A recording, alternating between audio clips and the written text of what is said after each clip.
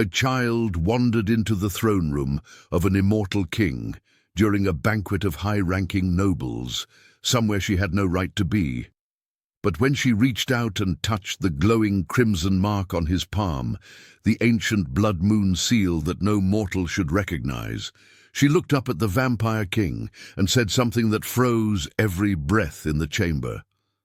"Sir, my mom has a mark just like yours." The guards stopped moving. The nobles stopped whispering, and David Miller, the last of his bloodline, or so he believed, stared at the maid's daughter as though she'd just spoken his name in a language the dead had forgotten. What happened next would shatter a kingdom built on secrets. Hello, friends. Welcome to our story. Before we start, please like this video and subscribe. Also, tell us in the comments where you're watching from. We want to know. The moon hung pale and crimson above Miller Manor the night everything changed. Emily Johnson was 7 years old, and she had lived her entire life in the shadowed halls of the Vampire Court, a place where children like her were meant to be invisible. She was the daughter of Sarah Johnson, a palace maid who worked late into the night polishing silver, arranging flowers, and keeping her head down in a world that didn't notice servants unless they made mistakes. Emily didn't mind being invisible most of the time. It meant she could explore.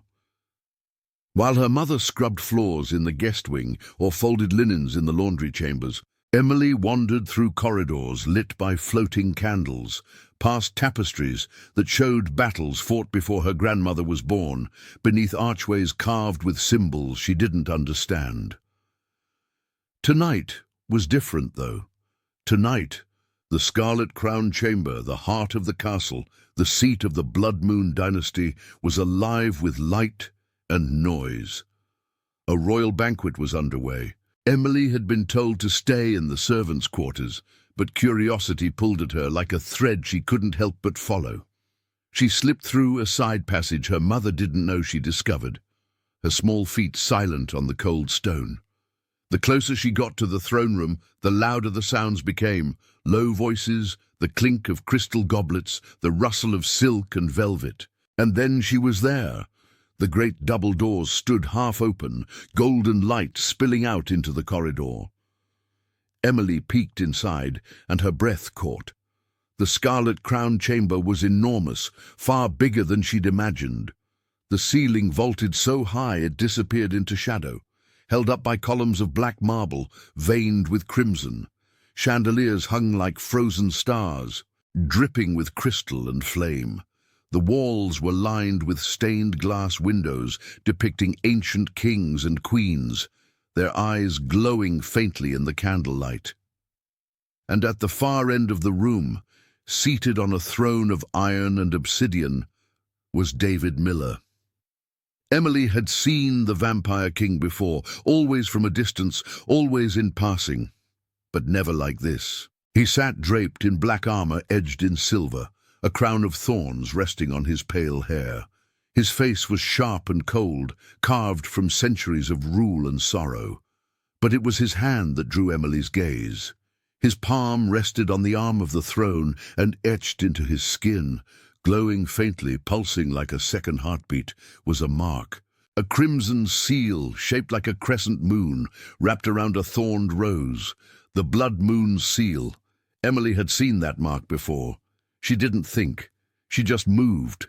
She slipped through the doors, past the guards who were too focused on the nobles to notice a small child in a plain grey dress. She walked across the polished floor, weaving between clusters of courtiers in silk and fur. No one stopped her.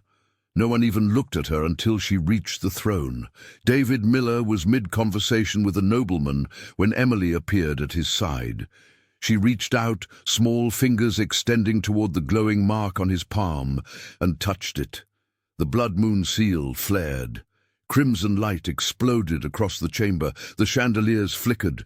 The stained glass windows trembled. Every voice in the room cut off at once. David's head snapped down, his ember-red eyes locked onto the child standing before him, her tiny hand still resting against his. And Emily, unafraid, looked up at the immortal king and said the words that would change everything. "Sir, my mom has a mark just like yours." The silence that followed was suffocating. Gasps rippled through the crowd. A goblet fell and shattered against the marble floor. Guards shifted, hands moving instinctively toward their swords. Courtiers stared, mouths open, eyes wide with shock and disbelief. Because the blood moon seal was not something that could be shared. It was not something that could be copied or stolen or passed to mortals. It appeared only on those of the ruling bloodline, the direct descendants of the first king. And the ruling bloodline had been extinct for decades, or so everyone believed. David rose from his throne slowly, his gaze never leaving Emily. His voice, when he finally spoke, was low and dangerous. But there was something else beneath it, something that sounded almost like fear. Emily blinked up at him, confused by the reaction. She pointed at his hand, then gestured vaguely toward the direction of the servants' wing. "My mom," she repeated, her voice small but clear in the frozen silence. "She has a mark, just like that one on her arm. It glows sometimes when she has bad dreams." The chamber erupted. Nobles shouted over one another. Guards barked orders. Someone screamed for the High Council, but David heard none of it. He stared at Emily as though she were a ghost, as though she had just resurrected something he'd buried centuries ago. And in that moment, deep within the walls of Miller Manor, something ancient stirred. The blood moon seal on David's palm pulsed brighter. Cracks of crimson light began to spread across the marble floor beneath the throne, splintering outward like veins. The castle itself was waking, and Emily Johnson, the maid's daughter, the child no one noticed, stood at the center of it all, her small hand still glowing faintly where she touched the king's mark. David's voice cut through the chaos like a blade. "Bring me Sarah Johnson now." Before anyone could move, David descended from his throne in 3 swift strides and dropped to one knee before Emily. His hand closed around her small wrist, not roughly, but with an urgency that made the child's eyes widen. "Don't be afraid," he said, his voice softer than anyone in the chamber had ever heard it. "I need to see."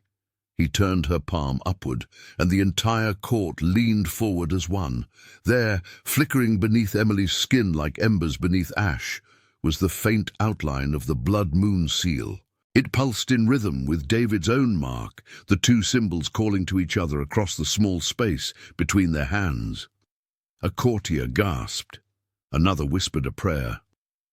David's jaw tightened. His eyes burned brighter, the red in them flaring like coals touched by wind.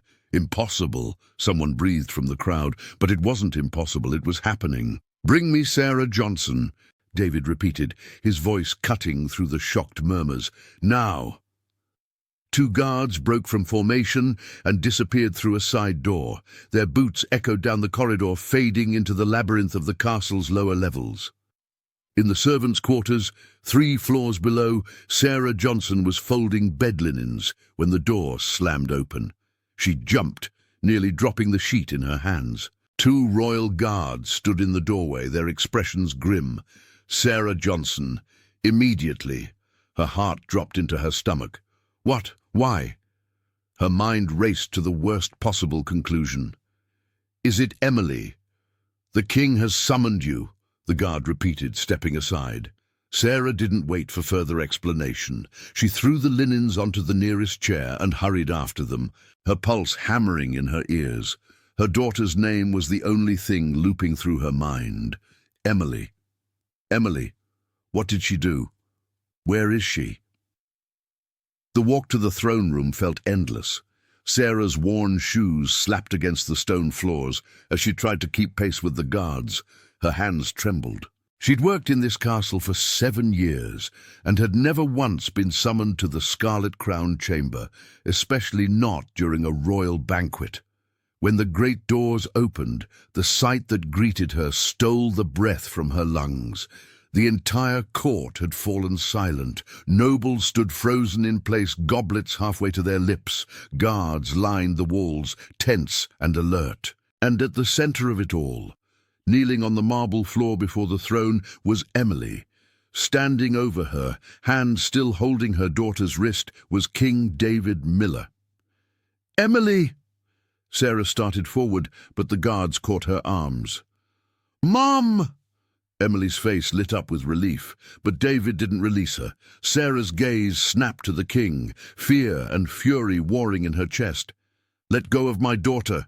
Please, whatever she did, I'm sorry, she didn't mean—" "Look at me." David's voice cut through her panic like a blade.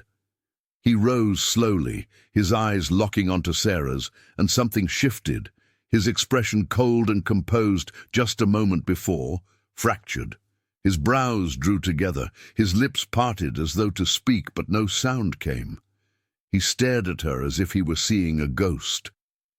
"Your Majesty," Sarah whispered, confused and terrified. David took a step toward her, his hand still glowing faintly with the blood moon seal. He lifted it slowly, almost hesitantly, as though reaching for something fragile. "I know you," he breathed, the words barely audible. Sarah shook her head. "No, my lord, I'm just a maid." His voice was firmer now, edged with something desperate. "I know you." He extended his glowing palm toward her, and Sarah's world exploded. Pain ripped through her left arm like fire, tearing through parchment. She gasped and staggered backward, clutching her sleeve.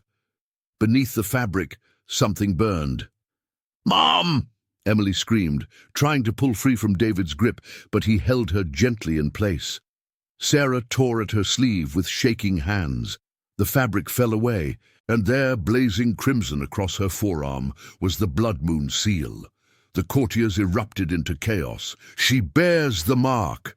A servant! How is this possible? The bloodline! It can't be!" But Sarah didn't hear them. She was drowning in pain, in light, in something deeper than memory, trying to claw its way to the surface. The seal on her arm pulsed in perfect sync with David's. The two marks resonated like struck bells, their energy rippling outward in waves. The marble floor beneath them cracked. Crimson light spilled through the fractures, spreading like veins across the chamber. The chandeliers swayed, the stained-glass windows trembled, their ancient colors shimmering as though alive. The scarlet-crowned chamber was responding. Sarah's vision blurred. Her head felt like it was splitting open. Images flashed behind her eyes, fragmented, violent, wrong, hands grabbing her hair, dragging her backward, flames consuming a stone fortress, black smoke choking the sky, a man's voice, cold and commanding. "Erase her. She cannot remember." David's face, younger, desperate, screaming her name. Sarah gasped, clutching her head. "No, that's not—" David's voice broke through the storm. He was kneeling beside her now, one hand still holding Emily, the other hovering near Sarah's shoulder, close, but not quite touching. "Sarah," he whispered, and there was something raw in his voice. Sarah looked up at him, tears streaming down her face. "I don't understand. I don't. What's happening to me?" The crimson cracks in the floor widened. The chamber groaned like a beast, waking from centuries of sleep. David's gaze swept across the room, taking in the panicking nobles, the trembling walls, the surge of ancient magic threatening to tear the hall apart. He rose to his feet, pulling Emily up with him and gesturing for Sarah to stay down. "Seal the chamber," he commanded, his voice echoing with the weight of absolute authority. The guards moved instantly. Iron rods slid from hidden slots in the walls, slamming across the doors with a deafening clang. Enchanted chains, etched with runes that glowed cold blue, wrapped around the entryways, locking them tight. A low hum filled the air as the castle's defensive magic activated. Shadows thickened along the walls, forming a barrier that cut the Scarlet Crown chamber off from the rest of the world. No one was getting in. No one was getting out. David turned back to Sarah, his expression hard. but his eyes burning with questions that had no answers. "Someone erased your memory," he said quietly. Sarah stared at him, her arms still blazing with the blood moon seal, her mind fracturing under the weight of forgotten truths. "Who?" she whispered. David's jaw tightened. He looked at Emily, still glowing faintly, still connected to the magic tearing through the chamber, and then back at Sarah. "You!" The words hung in the air like smoke after fire. "You're the woman they told me was dead." Sarah stared at David, her mind reeling. "Dead? I've never—" She shook her head violently, clutching her still glowing arm. "I don't know what you're talking about. I'm a maid. I've worked here since Emily was born. Before that, She stopped. Before that, what? Her thoughts hit a wall, solid, impenetrable, wrong. There was nothing before Miller Manor, no memories of childhood, no recollection of parents or a home, or even how she'd arrived here. Just fog, thick and suffocating. "I don't remember," she whispered, the realization crashing over her like cold water. David's expression darkened. He rose to his full height, his crimson eyes scanning her face as though searching for something buried beneath her skin.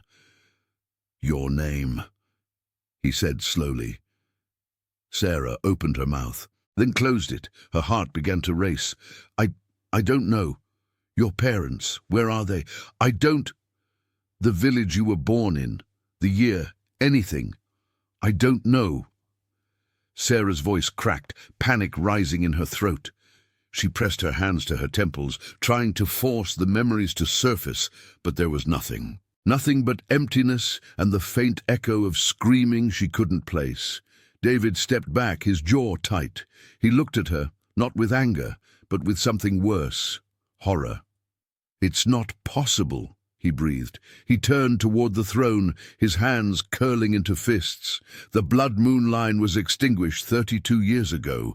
Every last member was slaughtered in the rebellion of shadows. "I saw the bodies. I buried them myself." A murmur rippled through the nobles who remained in the sealed chamber. Some exchanged fearful glances. Others clutched protective amulets.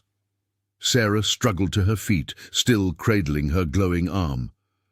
"I don't understand any of this. I'm not royalty. I'm just... You bear the seal." David's voice was hard now, edged with something close to desperation. "The blood moon seal does not appear on servants. It does not appear on mortals with no connection to the throne. It appears only on those descended from the first king." He turned back to her, his gaze piercing. "Which means either you're lying or someone made you forget." Emily had been silent through all of this, her small hand still clasped in David's, but now she tugged at his grip, her voice breaking. "Mum, what's wrong with Mum?" David's expression softened just slightly.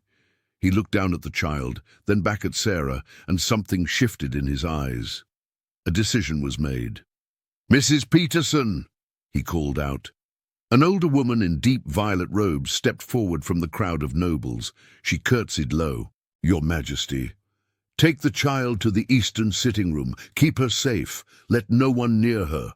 "No!" Emily jerked backward, her eyes wide with terror. "No, I'm not leaving my mom.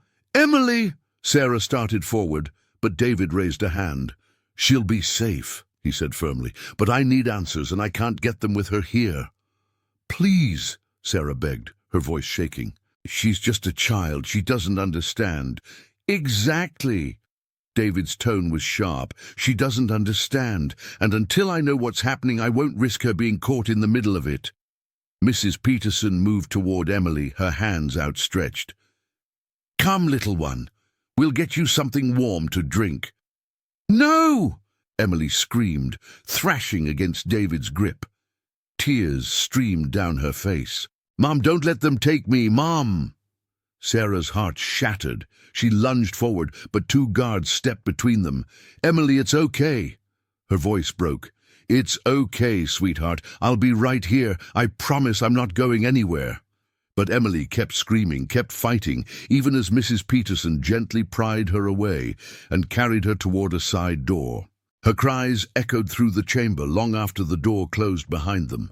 Sarah collapsed to her knees, sobbing. David stood motionless for a long moment, his back to her. Then he turned and gestured sharply toward a cluster of robed figures standing near the throne. "High Council with me now?" The council convened at the base of the throne.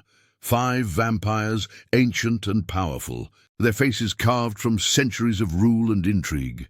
They spoke in low, urgent voices, but the acoustics of the chamber carried their words to every corner. "The seal cannot lie," said Councillor Thompson, a gaunt man with silver hair. "If it appears on her flesh, she carries the blood." "But the blood moon line is extinct," hissed Councillor Davis. "A woman with sharp cheekbones and eyes like frozen amber. We witnessed their execution ourselves. Every heir, every vessel, every—" "Clearly not everyone," David interrupted coldly. Thompson shook his head. "It makes no sense. If she survived the rebellion, why would she serve as a maid? Why not claim her birthright?" "Because she doesn't remember it," said a third voice. Councillor Adams, older than the rest, his face lined with age and wisdom. He stepped closer to David, his gaze grave. "Memory erasure. It's the only explanation." The chamber fell silent. "Blood magic," Adams continued quietly. "Forbidden for centuries, but still possible. If someone wanted to hide her, to bury her identity so deeply even she couldn't find it, they would strip her memories and plant new ones in their place." David's hands clenched at his sides. Who would have the power to do that? Adams met his gaze evenly. Someone close to the throne. Someone who knew the old spells. Someone who wanted the blood moon line erased permanently. A cold silence settled over the council. David's voice dropped to a deadly whisper. "Michael." High above the Scarlet Crown chamber, hidden in the shadows of a forgotten balcony, 2 figures crouched in silence. They wore black cloaks that seemed to drink the light, their faces obscured by enchanted masks that reflected nothing. They had been stationed here for weeks, watching, waiting, reporting, and now they had something to report. The first spy pressed a finger to the rune etched into their collar. A faint pulse of magic rippled outward, carrying a message across miles of mountain and shadow. "The girl has awakened the seal. The woman's memories are returning. David knows." The second spy glanced at their companion, then back down at the chaos unfolding below. They watched as David paced before his council, as Sarah wept on the marble floor. As the crimson cracks in the stone continued to spread, the message was sent, and in a fortress far beyond the Shadow Peak Mountains, in a throne room carved from black stone and lit by perpetual night, Prince Michael Miller received it. His lips curled into a cold smile. "So," he murmured, his voice like silk over steel. The little maids brought his founder voice. He rose from his throne, his shadows stretching long across the floor. "Then it's time to silence it." Back in the Scarlet Crown chamber, David turned to face Sarah. His expression was unreadable, but his voice was steady. "I don't know who you were," he said quietly, "but I'm going to find out." Sarah looked up at him, tears still streaming down her face, the blood moon seal burning bright on her arm. "And when I do," David's eyes blazed crimson, "then I will make them pay." The fortress of Blackwood Keep stood where no mortal dared to travel. Deep beyond the Shadow Peak Mountains, in a valley where the sun had not risen in 300 years, eternal night clung to the black stone walls like a living thing, thick and suffocating. No stars pierced the sky above, no moon offered its light, only shadow, cold and absolute. Inside the great hall, torches burned with pale blue flame, casting everything in a sickly, ghostly glow. The throne at the center of the room was carved from obsidian, its surface etched with runes that pulsed faintly with stolen magic. And seated upon it, draped in black and silver, was Prince Michael Miller.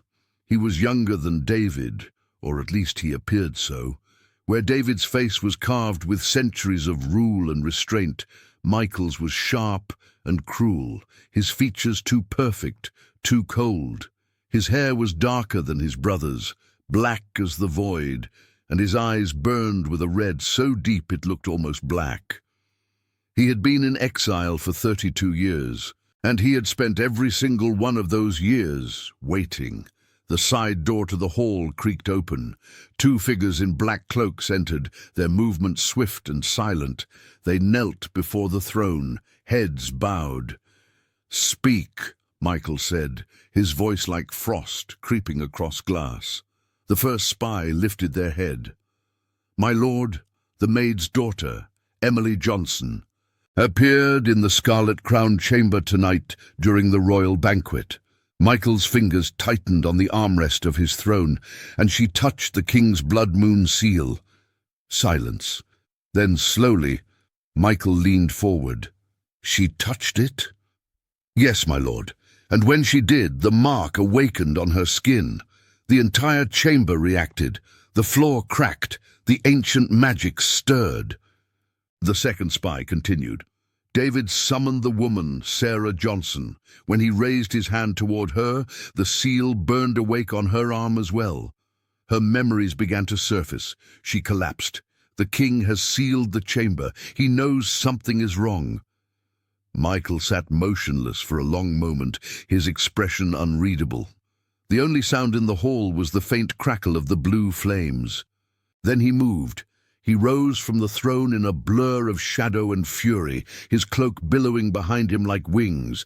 His fist slammed into the stone pillar beside him, and the entire column shattered, raining dust and fragments across the floor. "She was supposed to be dead!" he roared, his voice echoing through the hall like thunder. The spies flinched but didn't move.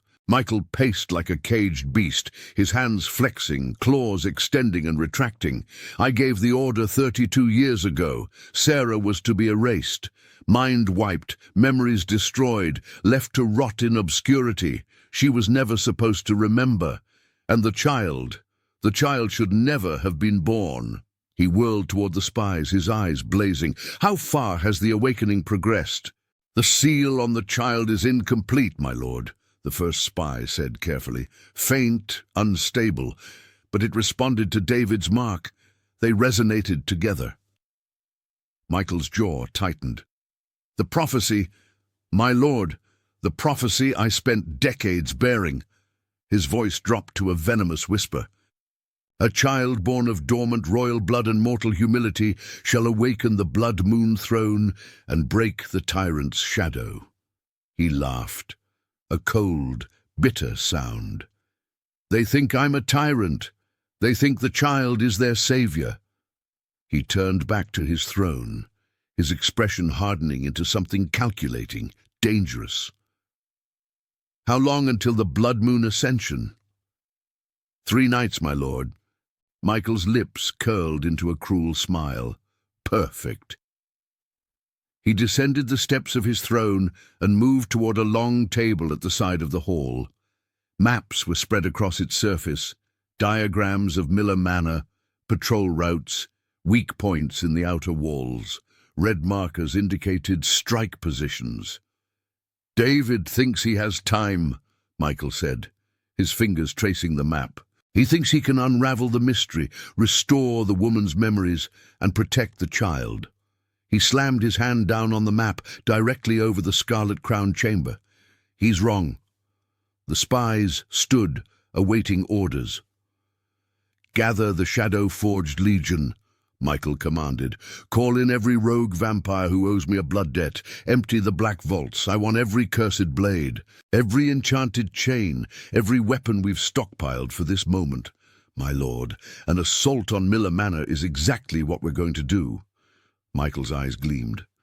"During the blood moon ascension, when the castle's defenses are focused inward on the ritual, when David is at his most vulnerable, we will strike then." He turned to face them fully, his expression murderous. "Kill David, burn the court, and bring me the child." The second spy hesitated. "My lord, if the child's seal is awakening, she may be—" "She's a mistake," Michael snarled. "A loose thread I should have severed years ago. I will not let her become the weapon David uses to reclaim what I am owed." He moved to a pedestal near the throne, where a blackened gauntlet rested, etched with runes that pulsed with dark energy. He lifted it, sliding it onto his hand.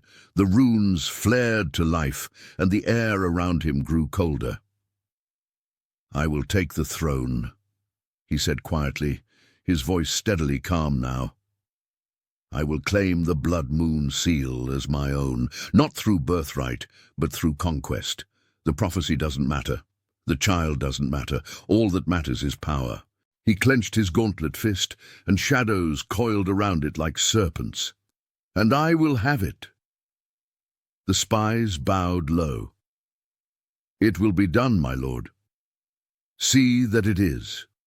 Michael's gaze turned distant, calculating, "And send word to our allies within the castle, the ones David doesn't know about. Tell them to watch the child. If her seal begins to awaken fully before the ascension—" He paused, his smile cold and final. "Kill her." The spies vanished into the shadows. Michael stood alone in the hall, staring at the map of Miller Manor, his mind already playing out the battle to come. 32 years, he murmured to the empty room. 32 years I've waited for this moment." He lifted his gaze to the darkness beyond the windows, where the Shadow Peak Mountains loomed like the spine of a sleeping dragon. "Soon, brother, soon you'll understand what it means to lose everything." His hand closed into a fist. "And when the child is dead, and the throne is mine, there will be no prophecy, no blood moon line, no hope." His voice dropped to a whisper, cold as the grave. "Only shadow." They placed Sarah in a chamber on the eastern wing, a room meant for guests of high standing, not servants. The bed was draped in crimson silk. The walls were lined with tapestries depicting moonlit forests and ancient battles. A fire crackled in the hearth, but its warmth couldn't touch the cold spreading through her bones. 2 guards stood outside the door, not to keep intruders out, to keep her in. Sarah lay on the bed, clutching her left arm, where the blood moon seal still burned faintly beneath her skin. The pain had dulled to a persistent throb, but something worse had taken its place. Memories. They came in fragments, jagged, violent, impossible to hold. Every time she closed her eyes, she saw things that couldn't be hers, things that didn't make sense. A child's laughter echoing through marble halls, a boy with pale hair and amber eyes reaching for her hand, the scent of night, blooming roses. A voice, her voice, saying a name she couldn't quite hear, and then the darker visions. Flames consuming stone walls, hands dragging her backward, a man's face, cold, cruel, familiar, leaning close and whispering, "Erase her. She cannot remember." Sarah gasped and sat upright, her heart hammering, sweat soaked through her nightgown. The room spun. "Stop," she whispered to the empty air. But the memories didn't stop. They kept coming, relentless, drowning her. 32 years ago, the Crimson Moon Court in its golden age. 2 children running through the hall of crimson glass, their laughter bright and careless. A boy no older than 10, with silver-pale hair and eyes that hadn't yet learned how to be cold. And a girl beside him, dark-haired and wild, her dress trailing flower petals as she ran. "Evie, wait!" the boy called, breathless. And she laughed, spinning around to face him. "Cheater!" He caught up to her, grinning despite himself. "Did not. You used the servant's passage. That's not cheating. That's strategy." David shook his head, but he was smiling. They stood together in a shaft of moonlight that fell through the stained glass above, painting them both in shades of crimson and gold. "Promise me something," Sarah said suddenly, her expression turning serious. "What?" David looked at her for a long moment, then held out his hand. "Always." She took his hand, and for a moment the blood moon seal, still dormant in both their bloodlines, flickered faintly across their palms. A bond deeper than blood, deeper than memory, Sarah screamed. The vision shattered like glass, and she was back in the guarded chamber, trembling, tears streaming down her face. "It's not real," she whispered desperately. "It can't be real. I don't know him." But the seal on her arm burned, as if an answer. "You do." Outside the door, Emily had been waiting. Mrs. Peterson had tried to keep her in the sitting room with warm milk and soft blankets. But the moment the attendant's back was turned, Emily slipped away. She knew the castle better than most, every hidden corridor, every forgotten stairwell. She reached the guarded chamber and pressed herself into the shadows as the two guards shifted their positions. Then she heard it, her mother's scream. Emily didn't think. She darted forward, ducking between the guards before they could react, and threw open the door. "Mom!" Sarah's head snapped up. "Emily, no, you shouldn't be here." But Emily was already climbing onto the bed, throwing her small arms around her mother's neck. "You were screaming. I heard you." The moment Emily's skin touched hers, something shifted. The pain in Sarah's arm dulled. The chaotic storm of memories quieted. The burning seal dimmed to a soft, steady glow. Sarah gasped, clutching her daughter close. "Emily!" "I'm here, Mom. I'm here." The guards appeared in the doorway, but Sarah raised a hand to stop them.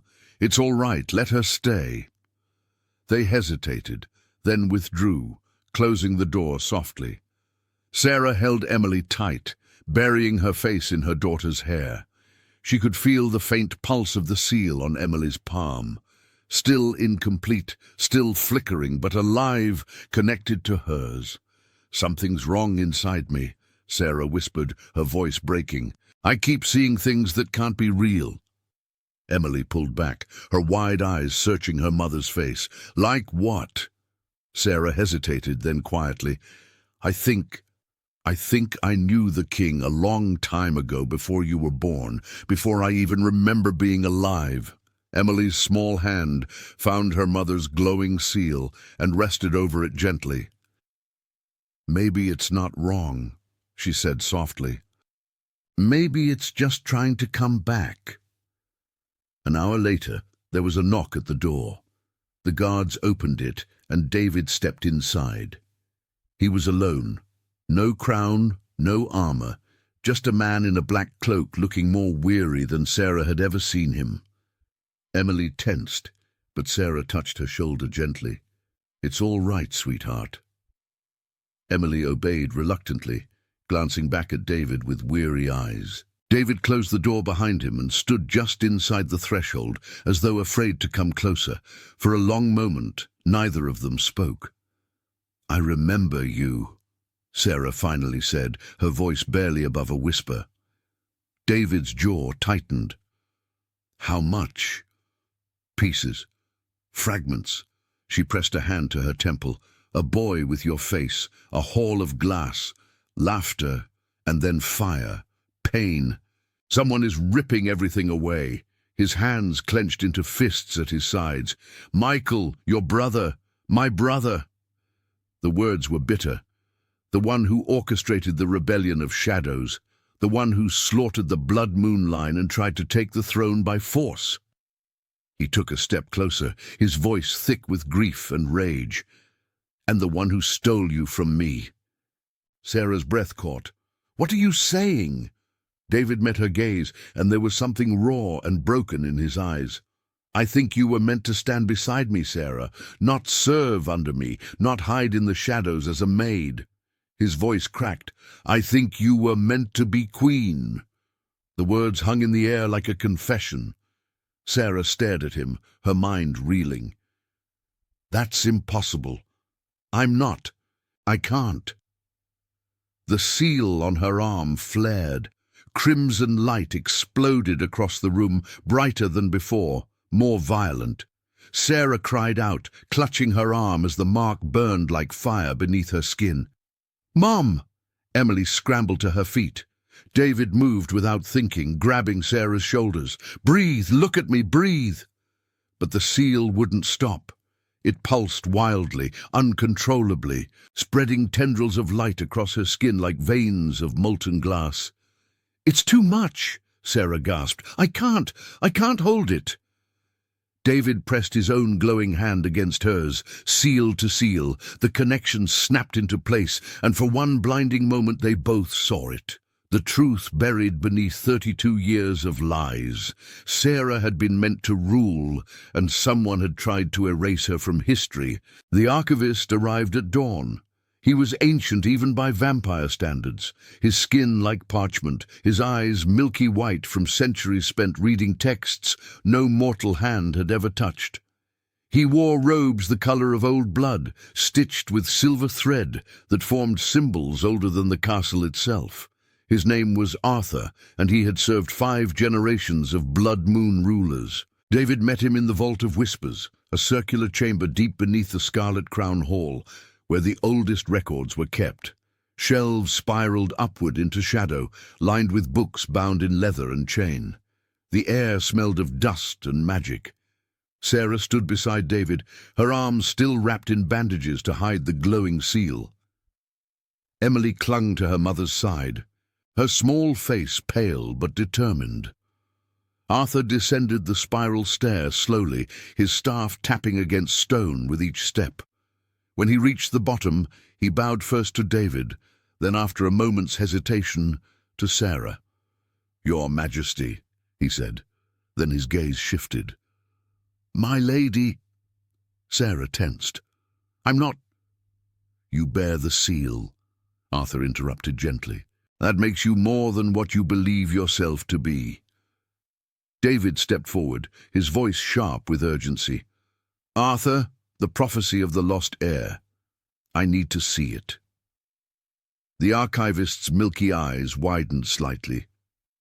"My lord, that text has been sealed for decades after the rebellion you ordered. I know what I ordered." Arthur hesitated, then nodded slowly. He turned and moved toward a section of the vault, shrouded in shadow. His fingers traced a pattern across the wall, and a hidden panel slid open with a hiss of stale air. Inside was a single book. It was small, bound in black leather, its cover etched with a symbol that made Sarah's breath catch.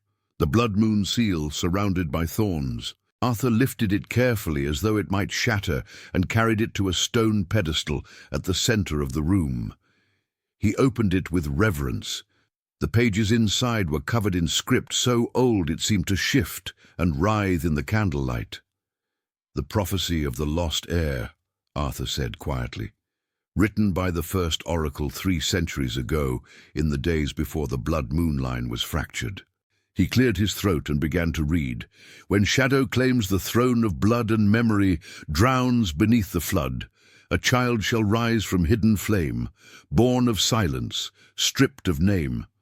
Neither child of night, nor bound by mortal chains of light. Dormant royal blood shall wake, and mortal humility shall break the tyrant's shadow. The Blood Moon throne shall know her voice. The castle stone shall make its choice, and when the seal burns bright and true, the lost shall rise, the line renew." Silence filled the vault. Emily stared at the book, her small hand glowing faintly where it rested against her mother's arm. Sarah's voice was barely a whisper. A child, born of dormant royal blood and mortal humility. David turned to face her, his expression grim. "Sarah, when was Emily born?"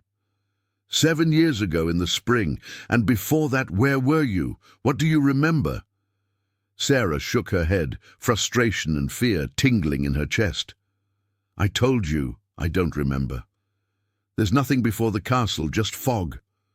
Because someone made you forget." David's voice was low and dangerous. "Someone erased your memories, planted you in the castle as a servant, and waited for what? For you to have a child." He looked at Emily and something shifted in his eyes. Recognition, horror, understanding. A child who would carry both bloodlines, yours, the last of the blood moon line, and the humility of a mortal upbringing. Sarah's hand flew to her mouth. No, that's not. Emily fits the prophecy perfectly.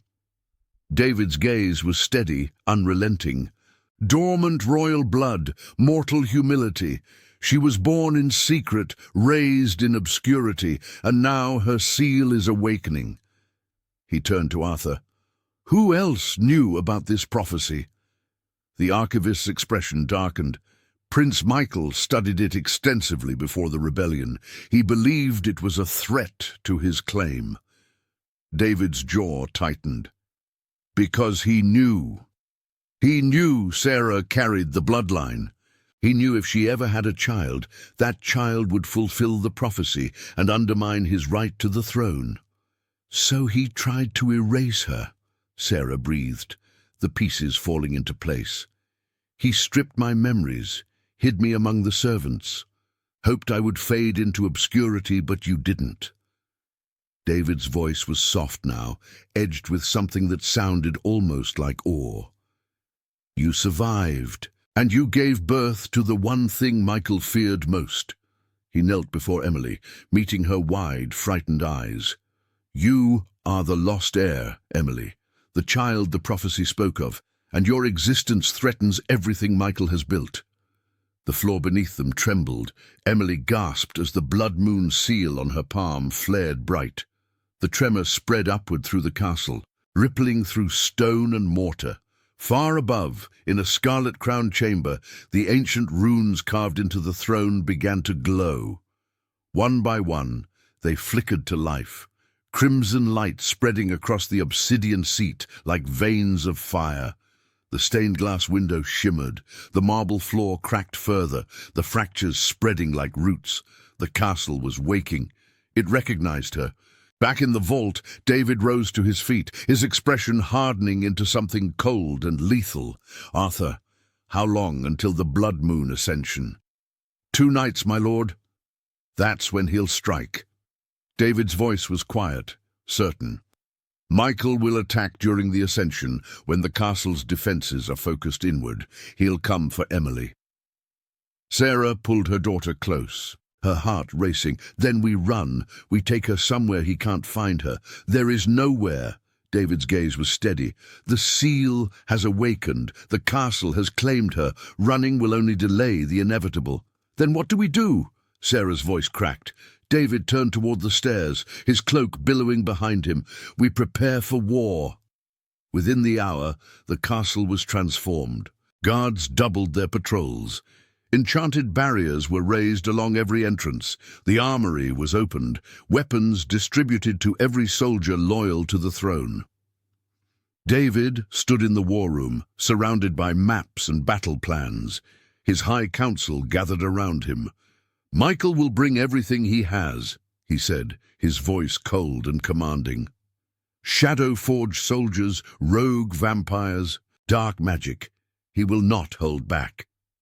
And neither will we, Councillor Adams said grimly. John's gaze swept across the room, landing on each face in turn. The child is the key. As long as Sarah lives, the prophecy stands.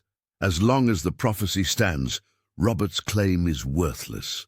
He placed his hand on the map directly over the ruby-crowned chamber. We make our stand here in the heart of the Crimson Moon dynasty, and when Michael comes, his eyes burned crimson. We end this. The storm came at midnight. It wasn't natural. Anyone with eyes could see that. The clouds that gathered above Blackwood Castle were too dark, too thick, turning like oil poured into water. Lightning cracked across the sky in patterns that formed symbols, and the thunder that followed sounded almost like screaming. The air itself felt wrong, heavy with magic, thick with malice. John stood on the ramparts of the outer wall, his cloak whipping in the unnatural wind. Behind him, his forces assembled in grim silence. Soldiers in crimson armor, mages with staffs that crackled with defensive wards, archers with arrows tipped in blessed silver.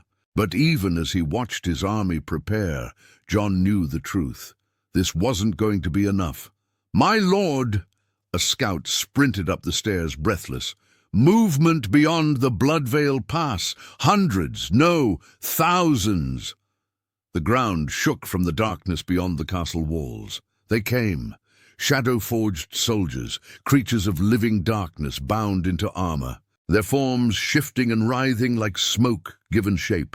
They moved in perfect synchronization, a tide of black steel and hollow eyes, rogue vampires, exiles and criminals, bloodthirsty and vicious, their fangs bared and eyes gleaming with hunger for violence. And at their flanks, dark mages, robed figures with hands, crackling with crimson lightning and shadow fire, chanting in languages that made the very air scream. At the head of the army, mounted on a horse that seemed carved from midnight itself, rode Prince Michael. He raised one hand, and the storm above responded. Lightning struck the outer gates with devastating force. The iron doors exploded inward. "Hold the line!" John roared. His forces surged forward, meeting the enemy at the breach. Steel clashed against the shadow. Magic tore through the air. Blood, red and black, spilled across the courtyard stones. Deep inside the castle, in a chamber near the throne room, Jennifer held Sarah close. The windows rattled with each explosion. The walls trembled. Somewhere in the distance, something screamed. "Mom, what's happening?" Sarah's voice was small, terrified. "I don't know, sweetheart." Jennifer's hands shook as she stroked her daughter's hair. "But we're going to be okay. King John, he's going to protect us." The door burst open. Lady Eleanor stood in the doorway, flanked by 2 guards. Her face was pale. "All non-combatants are being evacuated to the lower vaults. We need to move now." Jennifer stood, pulling Sarah with her. "Where's John?" "Fighting at the outer wall. My lady, please, we don't have time. I'm not leaving without knowing Sarah is safe. She will be safe in the vaults. That's the most protected part of the castle." Lady Eleanor's voice was urgent. "But we have to go now before—" The castle shook violently. The stained glass window at the end of the hall shattered, and a wave of shadow poured through. The guards moved to intercept, but the darkness coiled around them like serpents, lifting them off their feet and slamming them into the walls. They collapsed, unconscious. Lady Eleanor screamed. Jennifer shoved Sarah behind her, backing toward the door. "Run! Get to the throne room! Find John!" But the shadows were faster. They surged forward, forming a wall between them and escape. And from the darkness, Michael stepped into view. He was taller than Jennifer remembered from the fractured visions. More imposing, more wrong. His armor was black as the void, etched with runes that pulsed with stolen power. His eyes burned with that terrible red-black light. He looked at Jennifer first, and something like recognition flickered across his face. "Still alive," he murmured, almost impressed.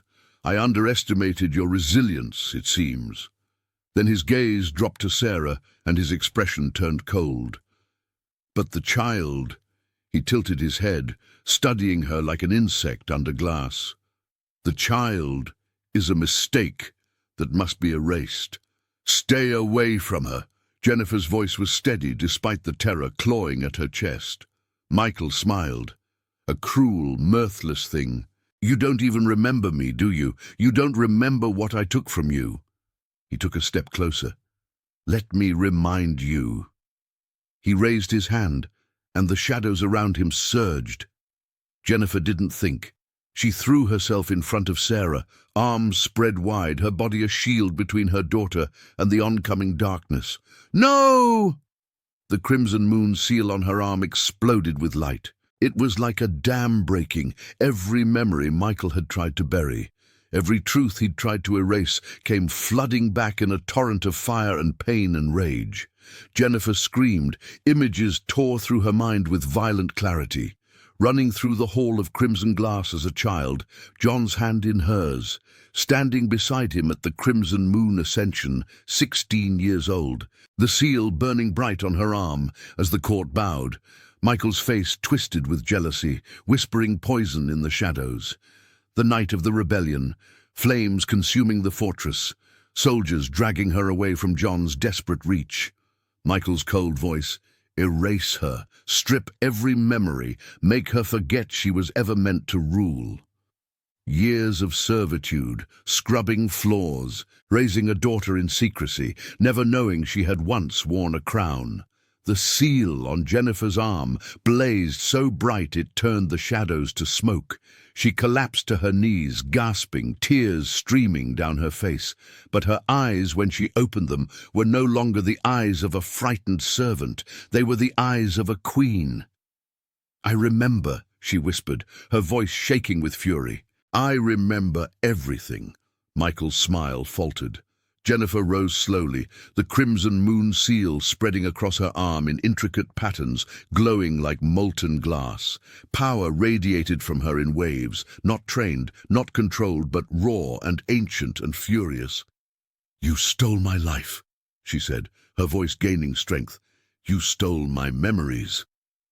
She stepped forward, and the air around her crackled. "But I am Jennifer Blackwood, daughter of the first Crimson Moon line, and you will not touch my daughter." Michael's expression darkened. "You're too late. You're untrained, unstable, broken. You can't stop me." "No!" John's voice echoed from the doorway. He stepped into the hall, blood streaking his armor, his sword still drawn. His eyes blazed with ancient fury. "But we can!" The ruby-crowned chamber trembled far below. In the throne room, the ancient runes carved into the obsidian seat flared to life, brighter than they'd burned in decades. The castle recognized its queen, and it was ready to fight. Michael moved like lightning. One moment he stood across the hall, shadows coiling around him.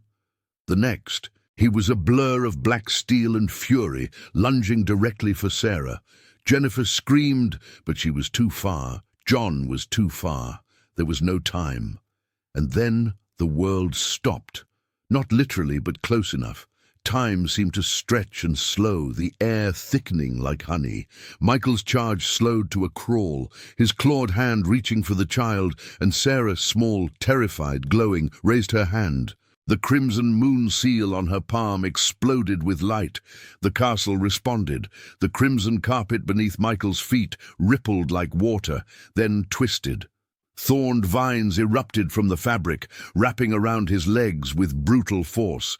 He snarled, tearing at them, but more surged upward, thicker, faster, alive with ancient magic. The candles lining the walls flickered, then blazed. Their flames spiraled outward, forming barriers of fire that circled Sarah like protective serpents. The heat was intense but controlled, burning only what threatened her. And in the ruby-crowned chamber far below, the crimson moon crest carved into the throne ignited. Crimson light poured from the obsidian seat, flooding through the castle's veins, through the walls, the floors, the very stones themselves. The runes etched into every archway and column flared to life, pulsing in rhythm with Sarah's heartbeat. The castle recognized her. The castle obeyed her. Michael tore free from the vines with a roar of rage, shadows exploding outward. "No!" John said, stepping between Michael and Sarah. His sword was drawn, his eyes burning like embers. Michael's gaze snapped to his brother, and his lips curled into a vicious smile. "Finally, I was beginning to think you'd let the women do all the fighting." "You made a mistake coming here, Michael." "The only mistake I made," Michael hissed, "was letting you live." And then they clashed. It was brutal. Centuries of rivalry, centuries of hatred, unleashed in a storm of steel and fury. John's blade sang through the air, met by Michael's claws, blackened and elongated, dripping with shadow poison. They moved faster than mortal eyes could follow, tearing through the hall with devastating force. John drove his sword toward Michael's heart. Michael twisted, the blade grazing his armor, and lashed out with his claws. They raked across John's shoulder, drawing blood. John didn't flinch. He spun, driving his elbow into Michael's jaw, then followed with a brutal kick that sent his brother crashing into the wall. The stone cracked. Michael pushed off, launching himself back into the fray. "You've gotten slow, brother." "And you've gotten reckless." Their weapons locked, faces inches apart. "You think you've won?" Michael snarled. You think finding some servant girl and her bastard child changes anything? She's not a servant, John growled, and that child is more of an heir than you ever were. Michael's eyes blazed. Then I'll kill her, and you and anyone else who stands in my way. He shoved John back and unleashed a torrent of shadow magic, dark tendrils that lashed out like whips, aiming for John's throat. John raised his hand, and the crimson moon seal on his palm flared. The shadows recoiled, burning away like mist before the sun, but Michael was relentless.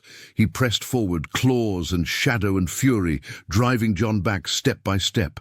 Across the hall, Jennifer clutched her head, her vision still swimming with her recovered memories. But one memory, one truth, burned brighter than all the others. She turned to John, her voice cutting through the chaos. "John!" He dodged a strike from Michael and glanced toward her. Jennifer's eyes were streaming with tears, but her voice was steady. "She is yours." John froze.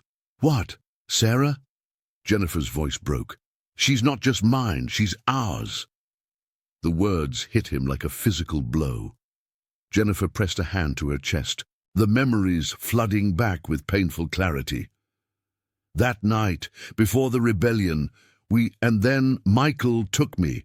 He erased my memories before I even knew I was pregnant. Before I could tell you." John stared at her, his expression shifting from shock to something raw and devastating. He looked at Sarah, at the glowing seal on her palm, at the power radiating from her small frame, at the way the castle itself bowed to her presence. "She is yours," his daughter, the heir he thought he'd never have, the bloodline he thought had ended with him. Something broke inside John. Not in despair. In fury, he turned back to Michael, and his eyes burned brighter than they ever had before. "You didn't just try to take the throne," John said, his voice deadly calm. "You tried to take my family." Michael's smile faltered. John moved faster than before, stronger. The crimson moon seal on his palm blazed with power, not just his own, but connected now to Jennifer's, to Sarah, to the truth that had been stolen from him. He drove Michael back with a flurry of strikes, each one more devastating than the last. Michael blocked, dodged, countered, but he was losing ground. "You can't win this!" Michael snarled, desperation creeping into his voice. "I already have." John's blade slashed across Michael's chest, tearing through armor and flesh. Michael screamed, staggering backward. John pressed forward, relentless, driving his brother across the hall, past the broken windows, past the scorched walls, toward the doorway that led to the ruby-crowned chamber. Michael crashed to his knees at the foot of the throne. The ancient seat of the Crimson Moon dynasty loomed above him, its runes blazing with crimson light. John stood over him, sword raised. "You wanted the throne," John said coldly. "Here it is." Michael looked up, his face twisted with hatred.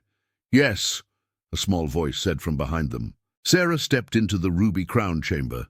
Her small frame seemed impossibly bright in the shadowed hall, the crimson moon seal on her palm glowing like a star. She walked forward slowly, her eyes fixed on Michael. "You hurt my mum," she said, her voice steady despite the tears on her cheeks. The words hung in the air. John's chest tightened. Sarah raised her tiny glowing hand, and the chamber ignited.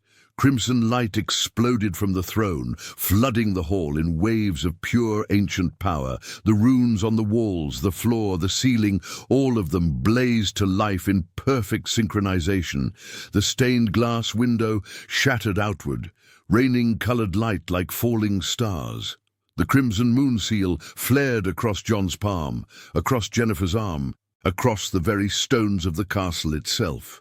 And at the center of it all stood Sarah, small, fragile, and absolutely unstoppable. The castle recognized its heir, and it roared in triumph. The light was blinding. Michael raised his arm to shield his eyes, but it was useless. The crimson radiance poured from every surface, from the throne, from the walls, from the very air itself. It burned through shadow like sunlight through mist, and where it touched him, his carefully constructed illusions began to unravel.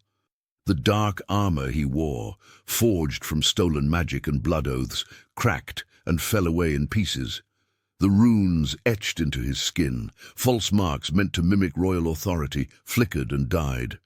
The power he'd spent decades gathering, the lies he'd built his claim upon, all of it burned away under the truth of Sarah's light.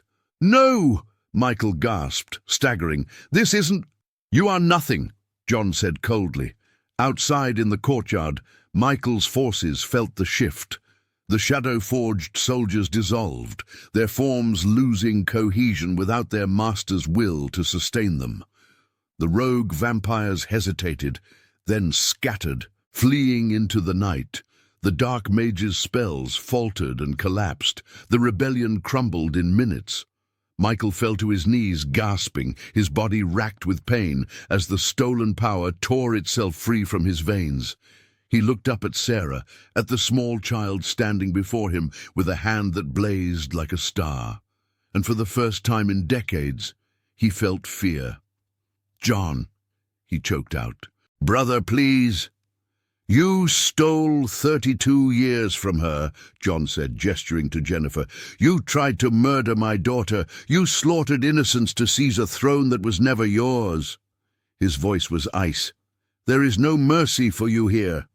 John raised his hand, and the guards who had survived the battle moved forward, binding Michael in chains, etched with runes that burned cold and blue, enchantments designed to suppress magic, to cage even the most powerful of vampires. Michael screamed in rage and despair, but the sound was swallowed by the roar of the castle's awakening. Dawn came slowly. The storm clouds broke apart, revealing a sky painted in shades of crimson and gold. The unnatural darkness lifted, and pale morning light spilled across Blackwood Castle's broken walls. Survivors emerged from the lower vaults. Servants, nobles, soldiers, all of them staring in shock at the devastation and the light that still pulsed faintly from the ruby crown chamber. John stood on the steps of the throne room, flanked by his high council. Jennifer stood beside him, no longer dressed as a servant, but in robes of deep crimson edged with silver, the traditional colors of the crimson moonline. And in front of him, small and glowing, stood Sarah. John's voice rang out across the courtyard, amplified by magic, so that every soul in the castle could hear. "People of Blackwood, for 32 years, we believed the crimson moonline had been extinguished." He paused, his gaze sweeping across the gathered crowd. A ripple of shock and whispers spread through the assembly. John gestured to Jennifer. "This is Jennifer Blackwood, daughter of the first Crimson Moonline. She was stolen from us, her memories erased, her identity buried beneath lies and dark magic. She is the vessel we thought lost. The queen, we were told, had perished." Gasps erupted. Nobles stared. Servants who had worked beside Jennifer for years looked at her with wide, disbelieving eyes. Then John's gaze dropped to Sarah, and his expression softened just slightly. "And this," he said quietly, "is Sarah Blackwood, my daughter, the prophesied heir, the child born to resurrect the Crimson Moonline." The silence that followed was deafening. Then slowly, one by one, the people began to kneel, nobles in silk and fur, soldiers in bloodied armor, servants in plain cotton. All of them bowed before the small girl who had walked into a throne room and spoke a simple truth. John looked down at Sarah. Her wide eyes were filled with confusion and fear, her small hand clutching her mother's. He knelt. The vampire king, ancient, immortal, untouchable, lowered himself to one knee before his daughter. "I didn't know," he said softly, his voice breaking. "I didn't know you existed. But now that I do." He reached out, and Sarah hesitantly placed her glowing hand in his. The crimson moon seals on their palms connected, pulsing in perfect rhythm. "You are my blood," John whispered. Tears streamed down Sarah's face. John's thumb brushed across her knuckles gently. But you're not alone. He glanced up at Jennifer, and she knelt beside him, wrapping her arms around them both. For the first time in 32 years, the Crimson Moon family was whole. The ruby-crowned chamber responded. The runes carved into the throne blazed brighter, their light spreading across the obsidian seat like veins of molten gold. The stained glass windows shattered during the battle began to reform, fragments lifting from the ground and fitting themselves back together, glowing as they sealed. The marble floor, cracked and broken, smoothed over. The crimson carpets unfurled themselves. The chandeliers reignited, their flames burning steady and bright. The castle was healing. Sarah stepped toward the throne, her small feet echoing in the vast chamber. She reached out hesitantly and placed her hand on the armrest. The entire throne ignited. Light poured from it, crimson and gold, ancient and pure. It flooded through the chamber, through the castle, through the very stones of Blackwood itself, and every soul within those walls felt it. The crimson moon line had returned. In the weeks that followed, the kingdom began to rebuild. Michael was tried before the High Council and sentenced to eternal imprisonment in the vaults of silence, a place where even vampires could not escape, where time moved differently and madness was the only companion.